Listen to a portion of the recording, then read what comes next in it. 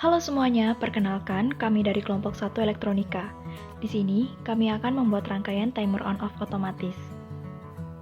Sebelum melanjutkan ke presentasi, izinkan saya untuk memperkenalkan anggota kelompok kami yang terdiri dari 5 orang, yaitu yang pertama, Markus Apriantoni Huta Barat, yang kedua, Erni Yanti Friska Zakoto, yang ketiga, Theodorus Bilsya Cindana, yang keempat, saya sendiri yaitu Dayu Kusuma Trihandayani, dan yang terakhir yaitu Nika Dektia Putriana.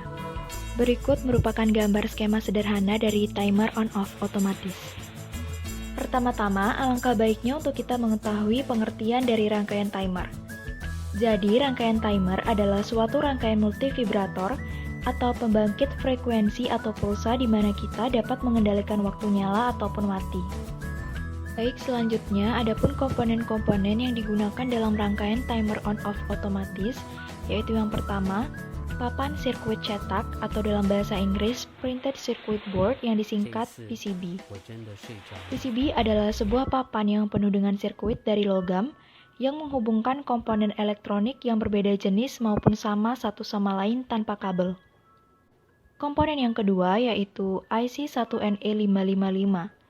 IC pewaktu 555 adalah sebuah sirkuit terpadu yang digunakan untuk berbagai pewaktu dan multivibrator.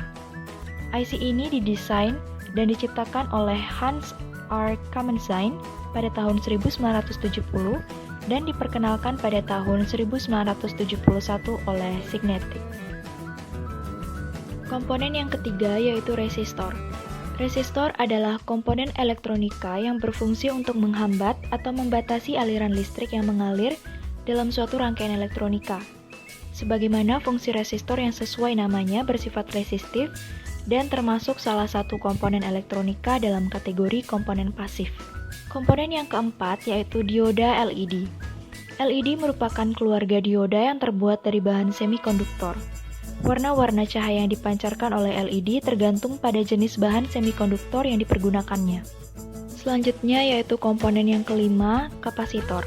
Kapasitor atau kondensator adalah suatu komponen elektronika yang dapat menyimpan arus listrik sementara di dalam medan listrik dengan cara mengumpulkan ketidakseimbangan internal dari muatan listrik.